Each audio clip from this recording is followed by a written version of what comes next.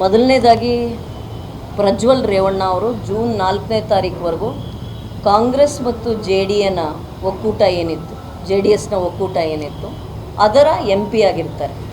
June 4ರಂದು ಚುನಾವಣಾ ಫಲಿತಾಂಶ ಬಂದಾಗ ಅವರು 2024ರ ಈ ಚುನಾವಣೆಯಲ್ಲೂ ಗೆಲುವನ್ನು ಸಾಧಿಸಿದರೆ ಆಗಷ್ಟೇ ಅವರು NDA MP ಆಗಿರ್ತಾರೆ. ಅಲ್ಲಿವರೆಗೂ ಅವರು ಕಾಂಗ್ರೆಸ್ JDS MP ಆಗಿರ್ತಾರೆ. ಒಂದು ನಿಮಿಷ ಸರ್, ನಾನು ಮುಗಿಸ್ತೀನಿ, ಆಮೇಲೆ ನೀವು ಮಾತಾಡಿ. ಎರಡನೇ ವಿಷಯ, ಅವರು JDS ಪಕ್ಷದ ನಾಯಕರು ಮತ್ತು JDS ಪಕ್ಷದ MP. ಅವ್ರ ಮೇಲೆ ಕ್ರಮ ತೆಗೆದುಕೋಬೇಕಾಗಿದ್ದ ಹಕ್ಕು ಮತ್ತು ಅಧಿಕಾರ ಇದ್ದಿದ್ದು JDS ಪಕ್ಷಕ್ಕೆ. ಅವರು ನಿನ್ನೆ ಅವರನ್ನು ಅಮಾನತು ಮಾಡಿದ್ದಾರೆ 6 ವರ್ಷಗಳಿಗೆ. ಇದು ಅವರು ತಗೊಂಡಿರುವಂತಹ ನಿರ್ಧಾರ. ಮೂರನೇದು, ಈ ಏನು ಹರಿದಾಡ್ತಾ ಇದೆ ಈ ವಿಡಿಯೋಗಳು, ಇವುಗಳಲ್ಲಿ ಸತ್ಯಾಸತ್ಯತೆ ಎಷ್ಟಿದೆ, ಯಾರಿಂದ ಏನು ತಪ್ಪು ಎಸಗಲಾಗಿದೆ ಮತ್ತು ಯಾವ ರೀತಿ ಅಪರಾಧಗಳು ನಡೆದಿರಬಹುದು, ಇವೆಲ್ಲವನ್ನು ತನಿಖೆ ಮಾಡೋಕ್ಕೆ ರಾಜ್ಯ ಸರ್ಕಾರ SITಯನ್ನು ರಚನೆ ಮಾಡಿದೆ.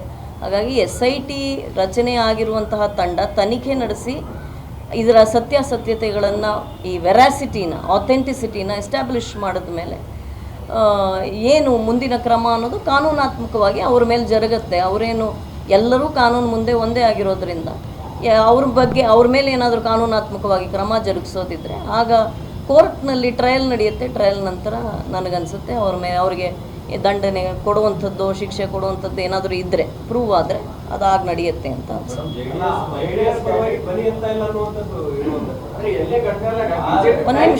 ಒಂದು ನಿಮಿಷ ಒಂದೇ.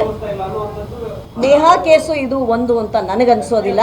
ನೇಹಾ ಅವರ ಕೊಲೆ ಆಗಿದೆ, ಅತ್ಯಂತ ಬರ್ಬರ ರೀತಿಯಲ್ಲಿ ಕಾಲೇಜು ಆವರಣದಲ್ಲಿ ನಡೆದಿದೆ ಆ ಕೊಲೆ.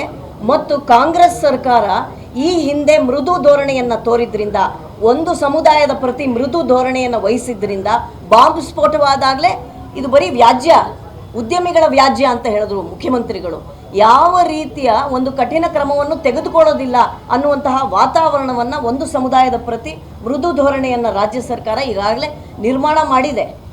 ವಿಧಾನಸೌಧದಲ್ಲೇ ಪಾಕಿಸ್ತಾನ್ ಜಿಂದಾಬಾದ್ ಕೂಗಿದ್ರು ಅವ್ರಿಗೇನು ಅದರಿಂದ ಯಾವುದೇ ಬೇಜಾರಿಲ್ಲ, ಅವರು ಅದನ್ನು ಖಂಡಿಸೋದು ಇಲ್ಲ.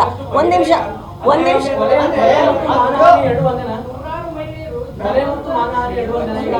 ನಿಮಿಷ ನನಗೆ ಮಾತಾಡಕ್ಕೆ ನೀವು ಬಿಡ್ತಿಲ್ಲ.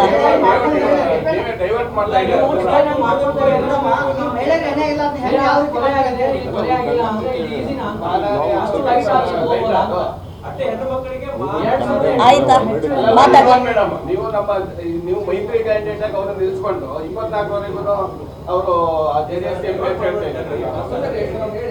ಅಲ್ಲ, ಒಂದೊಂದೇ ಪ್ರಶ್ನೆ ಕೇಳಿದ್ರೆ ಉತ್ತರ ಹೇಳ್ಬೋದು. 5 ಪ್ರಶ್ನೆ ಒಟ್ಟಿಗೆ ಕೇಳಿದ್ದೀರಾ, ಒಬ್ಬೊಬ್ಬರೇ ಕೇಳಿದ್ರೆ ಉತ್ತರ ಹೇಳ್ಬೋದು.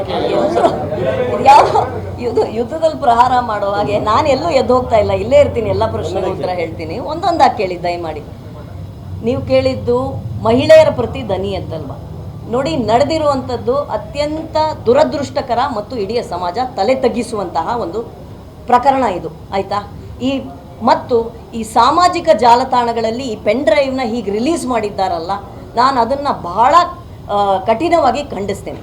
ಈ ರೀತಿ ಅವ್ರು ರಿಲೀಸ್ ಮಾಡೋದ್ರಿಂದ ಯಾರ ಮೇಲೇನೋ ಪ್ರಹಾರ ಮಾಡ್ತೀವಿ ಅಂದ್ಕೊಂಡು ಅದರಲ್ಲಿ ಸಿಲುಕಿರುವಂತಹ ಮಹಿಳೆಯರ ಮರ್ಯಾದೆಯನ್ನು ಇವತ್ತು ಬೀದಿಯಲ್ಲಿ ಹರಾಜು ಹಾಕಿದ್ದಾರೆ, ಯಾರು ಮಾಡಿದ್ದಾರೋ ಅವರು. ಹಾಗಾಗಿ ಮೊದಲನೇದು, ಅದು ದೊಡ್ಡ ಘೋರ ಅಪರಾಧ. ಅಂದರೆ ಆ ಮಹಿಳೆಯರ ಮುಖಗಳನ್ನ ಅಟ್ಲೀಸ್ಟ್ ಅವರು ಬ್ಲರ್ ಮಾಡ್ಬೋದಾಗಿತ್ತು, ಅವರ ಗೌರವವನ್ನು ನಾವು ರಕ್ಷಿಸ್ಬೋದಾಗಿತ್ತು. ಅದು ನಡೆದಿಲ್ಲ. ಇದು ಯಾಕೆ ನಡೀತು, ಹೇಗೆ ನಡೀತು ಅನ್ನೋದನ್ನು ದಯಮಾಡಿ ರಾಜ್ಯ ಸರ್ಕಾರ ತನಿಖೆ ಮಾಡಬೇಕು. ಮತ್ತು ಯಾರು ತಪ್ಪಿತಸ್ಥರಿದ್ದಾರೋ ಅವರಿಗೆ ಕಠಿಣ ಶಿಕ್ಷೆ ಆಗಬೇಕು. ಈ ಹೆಣ್ಣು ಮಕ್ಕಳ ಪ್ರೈವಸಿಯನ್ನು ವಯಲೇಟ್ ಮಾಡೋಕ್ಕೆ ಯಾರಿಗೂ ಅಧಿಕಾರ ಇಲ್ಲ. ಅದು ಹೇಗೆ ಮಾಡಿದ್ರು ಅನ್ನೋದು ಖಂಡಿತ ತನಿಖೆ ಆಗಬೇಕು.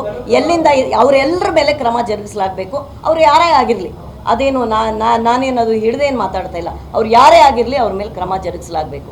ಇನ್ನೊಂದು ವಿಚಾರ, ನೀವು ಕೇಳಿದ್ದು ಟಿಕೆಟ್ ಕೊಟ್ಟಿದ್ದು. ಅದಕ್ಕೆ ನಾನು ಪ್ರಾರಂಭದಲ್ಲೇ ಹೇಳಿದೆ, JDS ಪಕ್ಷದ ಮೈತ್ರಿಯೊಂದಿಗೆ ನಾವು ಈ ಚುನಾವಣೆಯನ್ನು ಎದುರಿಸ್ತಾ ಇದ್ದೇವೆ.